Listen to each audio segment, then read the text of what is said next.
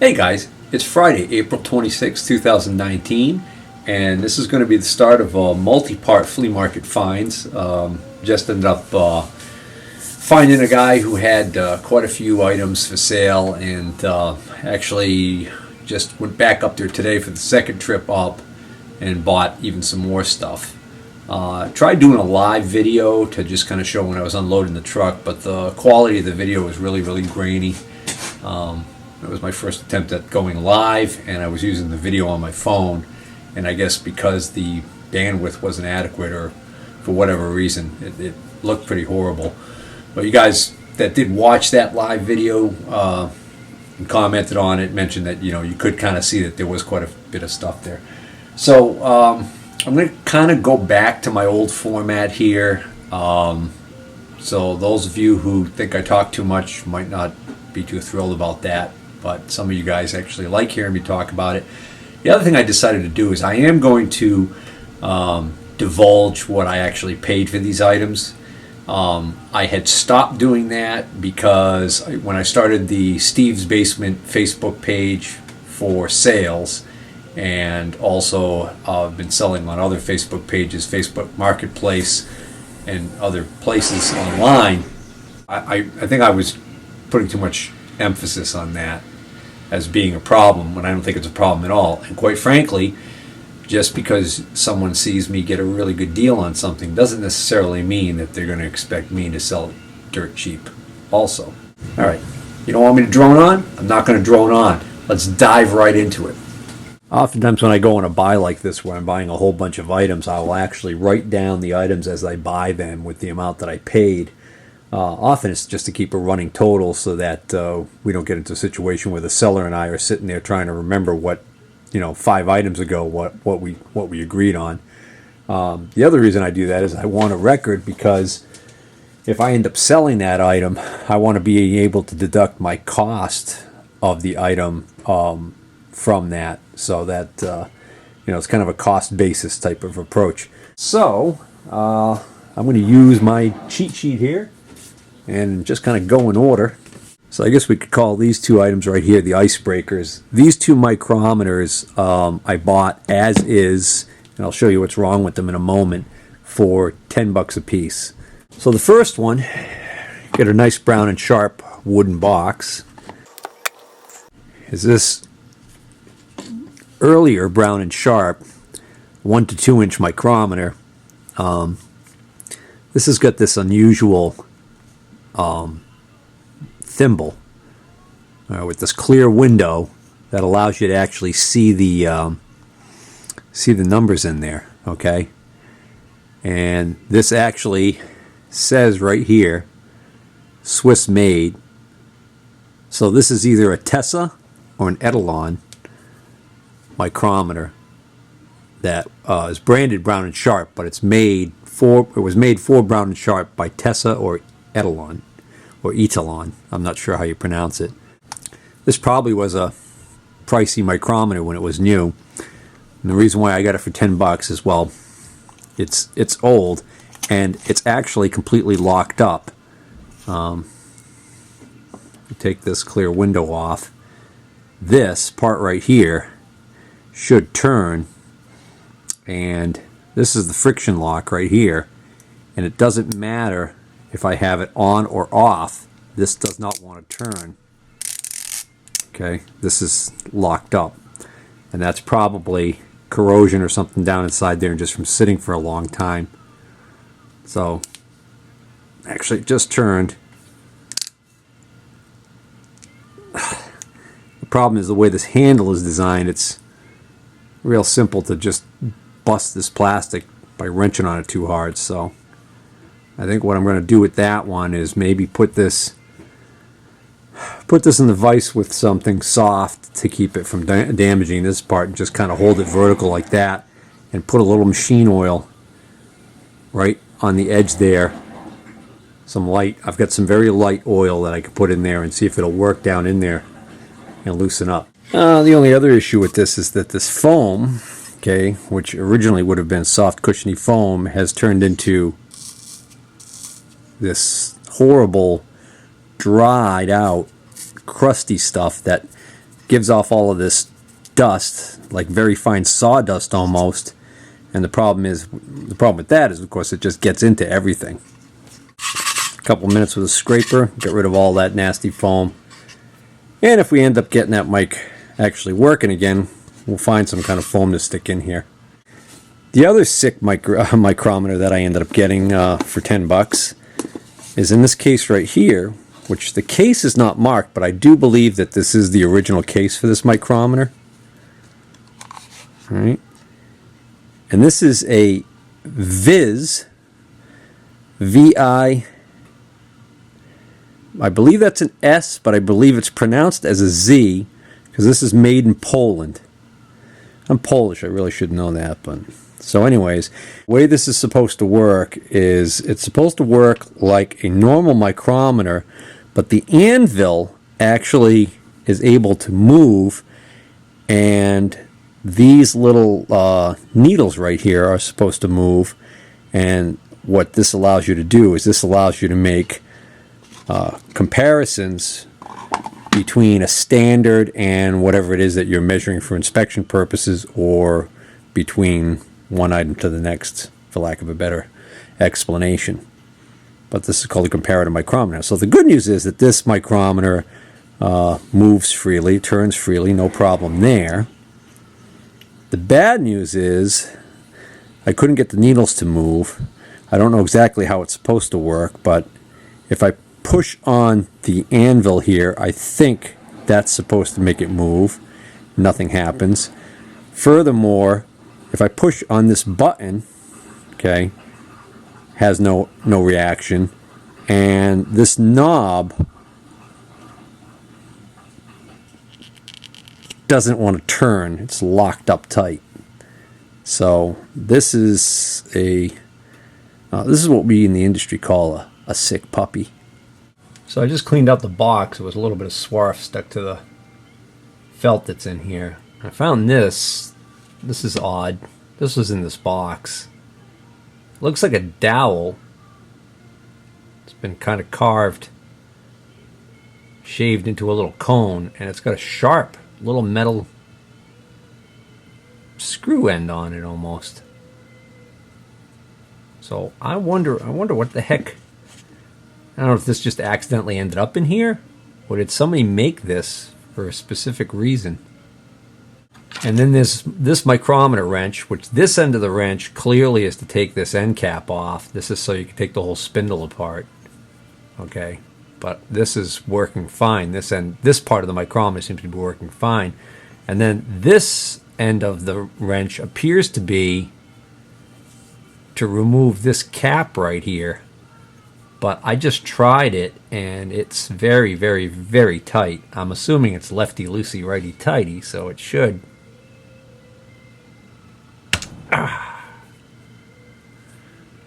Yeah, I just bent that pin on there, unfortunately. It's a good way to break the micrometer wrench because of the fact that it's just so damn tight. Crazy. So that, unfortunately, I think is going to, I don't know. I don't know if I should send this out. I guess I could contact Mark Rutkowski and see what he says. You know, Viz is, it's made in Poland. It's actually pretty good quality, but it just does not have the value of, you know, your Etalon makes a comparative mic like this. You know, it's actually in really good shape other than the fact that it's not operating. Tempted to try and turn this knob a little bit with, you know, something I can grab onto and put a little bit more force on it. But, you know, one slip and you're going to ruin that, mess up that knurl on there. Plus, I don't even know what this knob is supposed to do. I'm guessing it might zero it. I also have 3 screws I can remove here, but I have a sneaking suspicion that if I remove these 3 screws that this plate will not come off unless this knob is removed. Well, interestingly enough, looking under magnification, I see no sign of a screw inside there. Alright, well, this is a video about the finds. and not about micrometer repair, which evidence supports that I'm horrible at. Next item I scored was this air tool. This is a small handheld belt grinder. They still make these. Sure, you've seen these before. They use a very thin, small belt, and it goes onto a very small pulley on the end here, and it lets you get into some really pretty tight places and do some sanding or grinding. This one looks like it's pretty darn old, and I wasn't able to test it, so I only paid $10 for it. Took a chance on it for $10. Guy said he didn't know if it worked. We probably could have checked it easy enough, but then the price probably would have just gone up. So it says it's made in Japan. This is made by the Nitto Koki Company Limited, and I'll tell you, that's spelled Nitto, and then Koki is Kohki Company Limited. Never ever heard of that company, but that doesn't mean anything. Kind of neat. It's got a guide right here, so like if you're trying to get up close to something, I guess this will keep you from going too far. Maybe, not quite sure what the purpose of that is, or if that's actually, I don't know, the rest on top as you're going across, maybe. But I wanted one of these, so I'm just realizing now, it feels like this switch is not working at all. Oh, very interesting. It actually feels like it's already down. I wonder if it's just going to be like on all the time. I think this might be broken. So the question's really going to be, you know, is it something I'm able to actually fix fairly easily? I doubt I could get parts for it, so it might end up just being junk. I'm just Googling Nitto Koki quickly, out of curiosity, and first thing that comes up is Nitto Koki Punch, Nitto Koki Hydraulic Punch, Nitto Koki Needle Scaler, and Belt Sander comes up. Let's see. Wow. Apparently they still make these. Nitto Koki 20CL Belt-on Belt Sander. $555.75. You got to be kidding me. There's the one. Oh, look at this. Here's the one I have right here, I think. Wow. That's a pleasant surprise. This is the Belt-on Nitto Koki B-20NB. That sure as heck looks like this one I've got right here. And it's $169 this person's asking for it. Now, that being said, you can ask all you want for something like that. It doesn't mean it's worth a damn. So I always like to look at the, you know, the sold items to get a better idea. So if I go on and I search sold, well, all that's sold are actually, well, those are new ones. There's a used one for $60 with free shipping. So now we're getting down to, I just want to see used ones that have sold. Yeah, none. So no one has sold a used one in a while. Here's one, parts only, $60. You know, that person could try selling that for $60 forever. Who knows? Does have a best offer. So apparently, judging from the photos that I just saw, there's a way to, okay, so probably if you loosen this Allen screw right here, this whole thing can twist into a different position, so you can really kind of get into some tight spaces with this thing. So I could see why this would be really a nice handy tool. Well, I just hooked it up to the air and there's nothing wrong with this. Works perfectly fine. Well, I mean, at least the motor works and it runs. We'd have to put a sander belt on there and make sure that it actually tracks okay, but I don't see why it wouldn't, because it's actually got little retainer walls here. I don't think that's a crown pull. No, it's got a slight crown to it, that pulley. Anywho, so cool beans. Very happy with that for $10. Gonna keep that one for myself.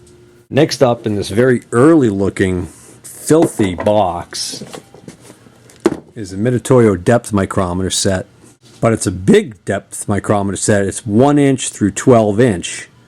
The part number would have been up here and it's missing. I could probably get it off of the micrometer itself. So this wood box has been around. It's pretty rough. This foam doesn't have the traditional Mitutoyo foam cancer, so I think this foam has been replaced. It's got kind of a weird look to it too. I think this is somebody's attempt to replace the foam that was supposed to be in here. So this is thousandths. Not too shabby, you know, pretty good shape. I do not see any engraving on it, so it looks like it was never engraved with the owner's name, which is nice. It is, oh, interesting. So this, I think, is supposed to be a click stop, and I think it's broken because it's not doing anything. In other words, there's two versions of these. On some of these, this cap unscrews to take the rod out, and on some of these, this cap unscrews to take the rod out, and this is supposed to be a click stop. But I've bought these before as replacements. This little part right here is available as a replacement. So you can see there's one rod in it, and we've got 1, 2, 3, 4, 5, 6, 7, 8, 9, 10, 11, and this is 12. So this is definitely it's a 1 to 12 inch. Very nice. I got this because the case is kind of rough. There's a little bit of surface rust on some of these rods, so it might need a little bit of cleaning up. But I got this for 45 bucks. I probably won't even bother doing anything about replacing this. Alright, I think the mystery of why this isn't working is solved. Right here there's a little brass colored part right there, and I think that and the one that's 180 degrees opposite of it on the shaft there, I think those are both worn. I think they're supposed to stick out and actually engage a slit on a little part inside here. So that whole little assembly has to be replaced. That's actually pretty easy to do. There's a hole right here, and you stick the micrometer in there. You can actually unscrew this whole assembly from the end of the micrometer, and then you can actually put a regular screw in, and it's there's a version just like that that doesn't have that click stop feature. Alright, while I fumble with putting this screw back in, I want you guys to take a moment to actually take a guess what year is going to be on this calibration sticker that I see sitting underneath here. Okay, in other words, alright, when was the last time this set was calibrated? Hey, son of a gun, this is not as bad as I thought. Date calibrated January 2nd, 2001. It was only 18 years ago. Huh. Somebody was still using this set. And there's a previous one, 2000. Hey, that's kind of neat. Alright. How much of this grime would clean off of this?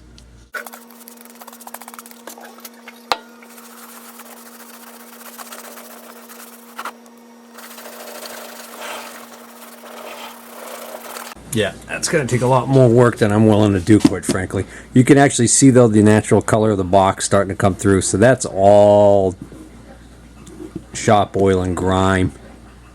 You know, the oil gets in the wood, the dirt sticks to the oil, and it just becomes this grimy mess. Next up is a, looks like a 0 to 8 inch round and sharp depth micrometer that I got for 20 bucks. Yeah, well,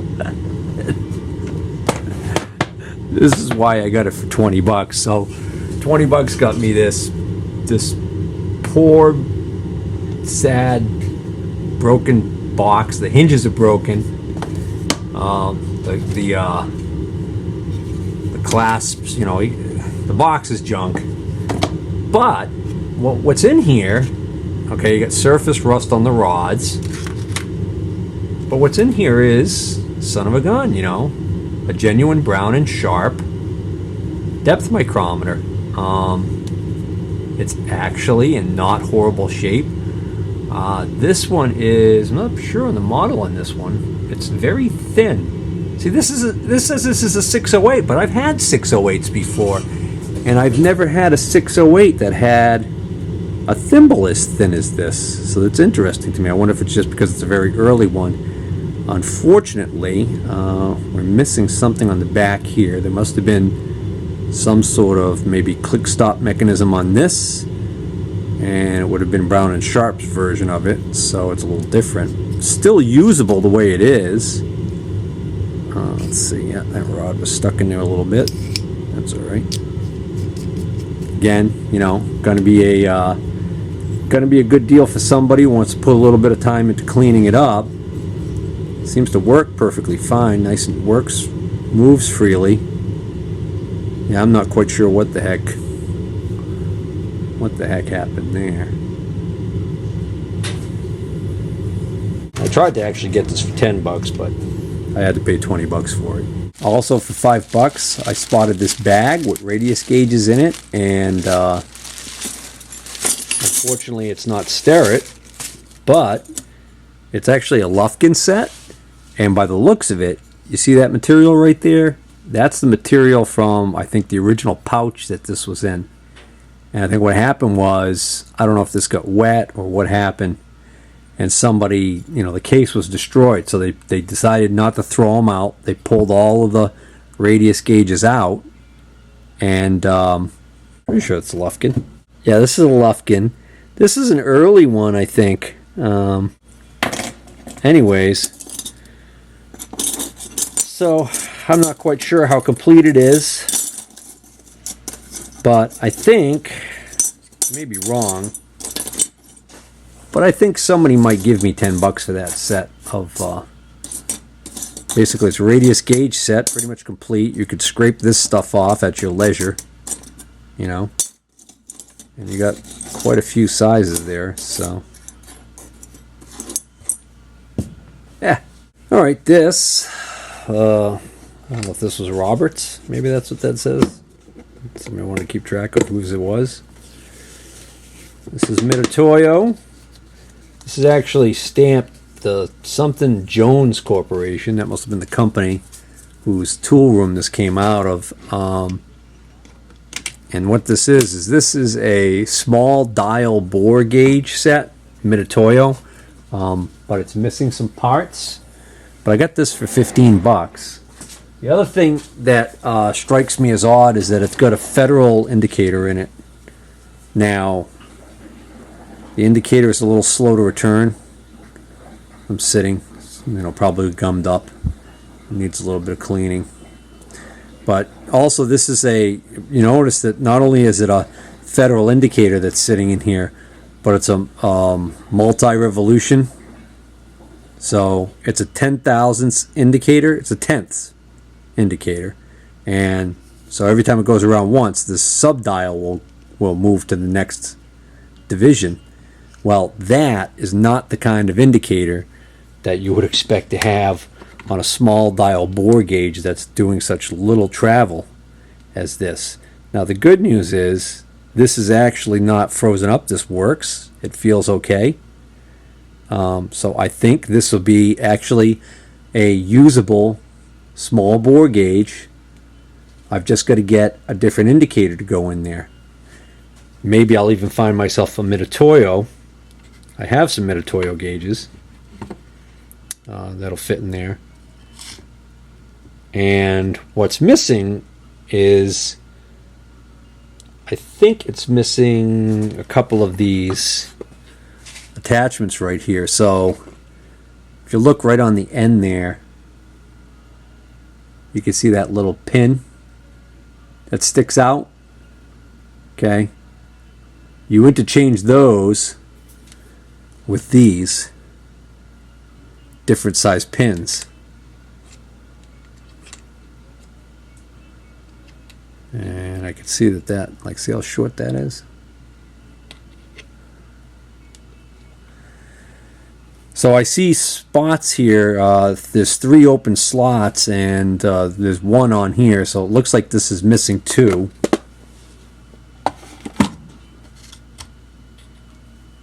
I wonder if this is the correct wrench for this. That would be a bonus if it is. I do not believe this is the correct wrench, because I believe the wrench should have the ability probably to turn those two pins right there, maybe. Yeah, this is not the correct wrench for this, because there should be a wrench that can unscrew these. Alright, so did I mention I got this for 15 bucks? So this will be a cheap indicator for somebody. Unfortunately, see what they did here? They ground off the mount. Now it's still usable this way, because you could just use it in an application where it mounts by having something hold right here. Okay.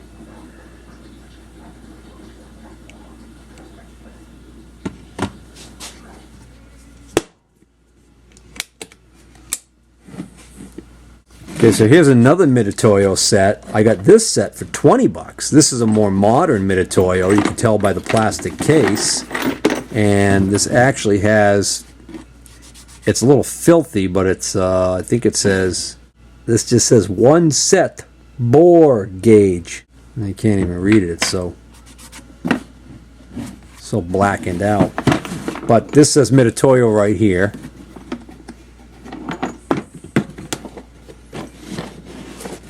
And this is a more modern version and a larger hole gauge set. What's left of it. Okay, so I know the part number because it's right on here. This is a 511-106. Alright, so it's, you can see this is for larger bores, obviously. And this one, it's got a hand knurled knob, so you don't need a tool to take this one off to change these points. So same problem with this set as with the other one. We're missing points. This one's missing quite a few. There's actually a bunch of them dumped over here. So if we, let's see, if we take these all out and put them in, let's assume for a moment that that one that's in there now is the shortest. And that one goes there.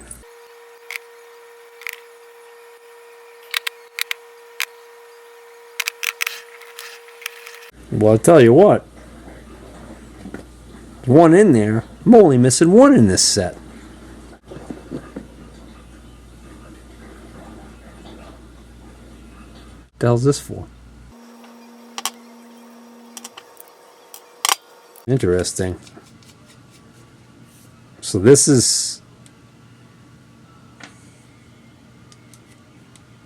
allows you to extend this even more? Oh, that's cool. Yeah. Daddy likes. Alright, that was creepy. Anyways. Alright, maybe that's the signal and it's time for me to go to bed. Alright, this one doesn't fit in here, so, and this one doesn't fit in here, so it looks like I'm actually missing the smallest one. This fell out of here. This little bushing, you see it? That little spacer fell out when I opened this up, and I'm looking over here and look at this. Spacers, let's see, 12 thousandths, 8 thousandths, 4 thousandths, and 2 thousandths. So this belongs over in here, and I got one. So this would cost me a fortune in new parts to make a complete set again. And that, ladies and gentlemen, is why I only paid 20 bucks for it. And look what I just found. Hot dog, there's the smallest one right there. And here's another flippin' spacer. Sweet. Alright, and there's a spacer in there. So I'm actually missing... I'm missing 2 spacers. And then, after I bought this, in another box, I found this. This was already sitting here in the box, so I knew this had this originally would have been this housing for the for the indicator. So this basically goes on here. Okay, so when you put the indicator, once you get the indicator in there and everything, this clamps on here and houses the whole thing. Alright, so I put a mitotorial indicator, or any indicator for that matter, in here, and I've got myself something. And even the darn screws for this are here. So I'm pretty pleased with that for 20 bucks. I'm gonna have to look at, I've got other bore gauges like these. I'm gonna have to go through and see what I've got and make a decision on what to keep and what to sell. Alright, so I'm gonna quit for tonight. We'll make this the end of part 1. In part 2 coming up will be the some tapping heads and some indicators and a couple other items that I think you guys are gonna like. Thanks for watching. Thanks for subscribing, and please hit the like. Take care.